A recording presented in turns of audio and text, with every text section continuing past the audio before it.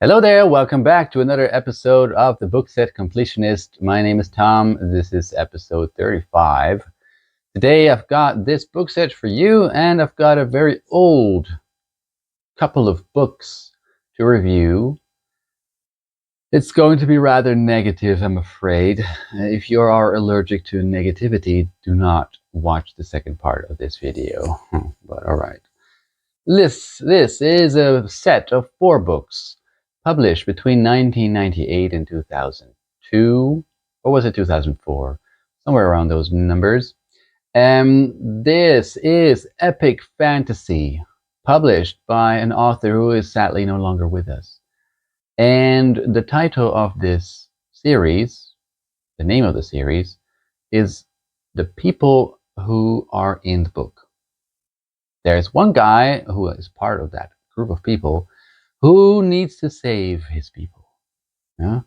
A quest, an adventure, some mission for the survival of his culture is at stake. And what is that? It is called the Riganti series, written by David Gemmell, and it looks like this. Part 1, Sword in the Storm. Part 2, Midnight Falcon. Part 3, Ravenheart. And Part 4, Storm Rider. Now that does sound all very exciting and adventurous, and that should entertain anybody who likes this kind of flavor of fantasy. I do. I think I do. Yes. Right. So let's read it. Hello there. The book in today's video is The Nightland by William Hope Hodgson. This book is published in 2 volumes. I will go over each one of them and tell you why you should absolutely not read this book. These books. There are publications where it's just 1 volume. You could also avoid that. Just avoid it altogether. Oh my gosh. If you have ever read a bad book, it is nothing compared to this. Alright, maybe I'm overly negative. Let's see. Why? Why is it such a bad book then? The book was published in 1912. Now, that doesn't necessarily mean it's bad. It's just old. Old things can be good. Old things are most of the times good. Yes. But this isn't. And why not? Okay, William Hope Hodgson wrote this book as if he was living in the Middle Ages. The character in this book is basically a knight in shining armor. And while that might be appealing on the surface, if you also make the character sound like a knight in shining armor, pretending to emulate a language that people used to speak 1,000 years ago, then that becomes very hard to read. But okay. In this book, there is this character who has a love interest in a woman. They get together. Unfortunately, the woman dies. This happens at the start of the book. I'm going to spoil it, by the way, because I don't want you to read it. And so that's why I'm spoiling it. When the man is grief-stricken by the death of his partner, wife, he enters some sort of dream world in which the Earth is 1 billion years in the future, where the sun has died and the Earth is in eternal darkness. Night. The Nightland. Yes. In this dream, he has become 17 years old, but he remembers his life from when he was awake. So the character in his dream knows that the person who is having the dream is himself, and he maintains all the memories, specifically about the girl, in his dream. Now, that is a cool idea, I think. Also, the world itself looks cool. The sun has died. The earth is in darkness, and the world is populated with numerous monsters, all sorts of hideous creatures. Also, good.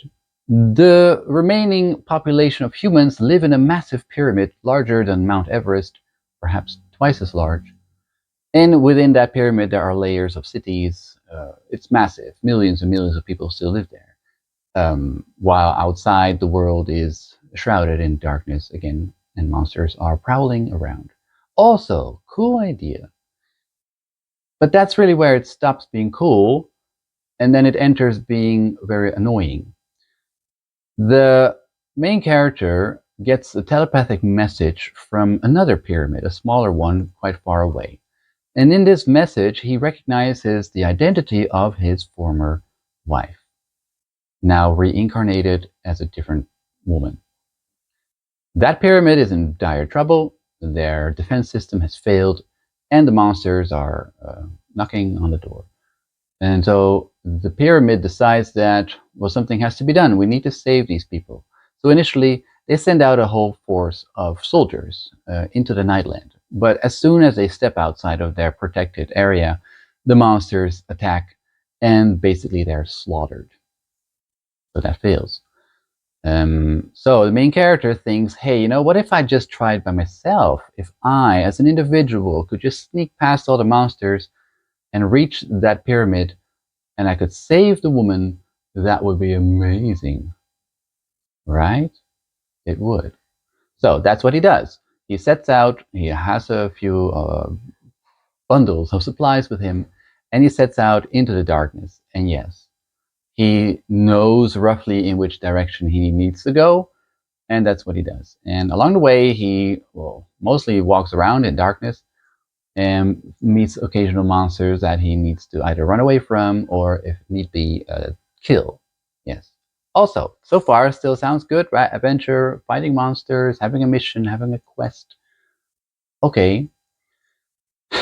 If this story could be a summary by anybody, not the original author, then that would be great. Unfortunately, it isn't. So it's a language. It's really the language that messes everything up. The language is overly archaic, redundant, verbose, repetitive, annoying. The author finds it necessary to report on every single thing that the main character does along the way. And this includes a lot of walking, eating, drinking, and sleeping. The confrontations with monsters are not that frequent. And so, page after page after page, we learn how much he walked, how much he ate, how much he drank, and how much he slept. Hours, literal hours, are mentioned each time. In between, we got a couple of descriptions of the scenery, of the environment, but it's not nearly as interesting as it sounds. Also, if you can, try to use a map. Oh wait, you're not going to read this book. Oh yeah, if you still feel the urge to read this after everything I've said, try to find a map online of the world and follow him to his goal. That is sort of interesting, but without a map, it becomes quite hard to imagine what the world looks like, topographically. So eventually, he does arrive at his destination after being assaulted by all sorts of creatures, having to kill a few of them. And then he finds that the pyramid that the other people are living in is deserted. People have abandoned it, mostly dead. He doesn't even try to look inside and try to find maybe survivors or supplies. No, because as soon as he arrives near the pyramid, he sees his lover. The girl is lying somewhere on the ground, half dead. And that's all the character cares about now. And he wants to save her, secure her, revive her, and then after some hours of rest, they just set out back. Yeah. And that's where Volume 2 starts. Volume 2 is the same book as Volume 1, except the other way around. Plus, they're not. He's not traveling alone anymore. He has to travel with the girl.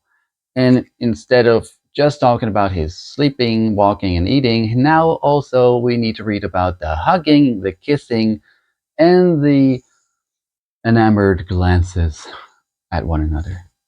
Ah, ah, my love. how I kiss you. My dream has come true. You're here with me now, finally, after all this time. I will be with you forever. All right, that is not a compelling read. So, volume 2 is just the same. They go back, they actually travel the exact same way back. Well, even though the world is large, it's pretty linear. You can really only go one way to go anywhere. And so that is it. Again, they sleep, they walk, they eat, they drink. Their supplies are not an issue. They've got these pills, tablets for food and drink. It's all very convenient. They never have to find food elsewhere. They don't hunt for anything. It's all just walking, sleeping, and trying to hide from monsters. Yeah. So at the end, yeah, there are a lot of monsters then barring his way to the pyramid that he wants to go back to. Also, the girl gets hit by some sort of spiritual death ray coming from a certain place called the House of Silence.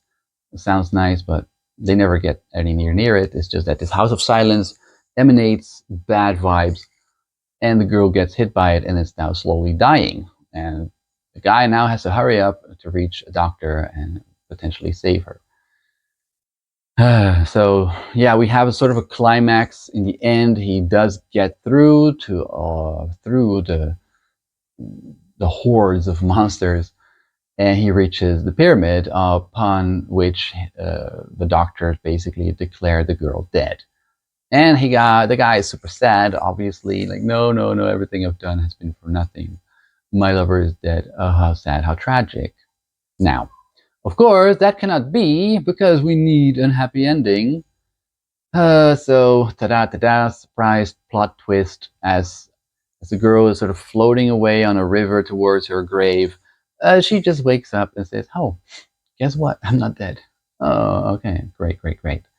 And then they live happily ever after. So please, do yourself a favor. Do not read this book, despite its interesting premise, slightly competent world building. And yeah, okay, it's an original work. It's from 1912. Nobody had ever done something like this before. All very commendable. Yes, great. However, being the first at something doesn't make it necessarily good. Okay? The people who have praised this, because there have, some people have been very positive about it, they laud the world building, which I think is mainly because they have very vivid imaginations. And the book does inspire you to imagine a lot. And if you can do that, yes, you're able to conjure up a world in which there's no light, in which there's volcanoes and monsters and all sorts of terrible elements. Um, but that's mainly because we are imaginative people and we can do that. The book itself doesn't really offer much. So it's like, okay, they fill in the blanks and it becomes a good book. No, that's not how it works. At least not for me. Have I told you about the language?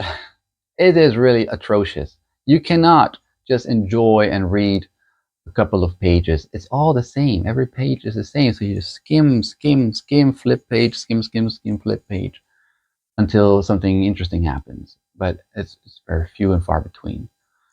Oh, so okay, there you have it. You get the idea. Are you going to read this book? Are you going to read this book? Please tell me that you're not. I've warned you. Okay, if you want to be stubborn, go ahead. Maybe you'll get something out of it. I did not, except frustration. Although there might be a silver lining.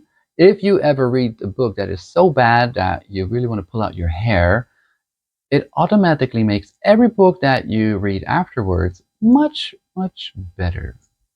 So I will take solace in the fact that every book from here on out will be better than this. If I ever read a bad book, all I need to do is remember the time when I read this book and everything will magically become amazing. Right? Right. That's it. Thank you for watching and see you in the next episode.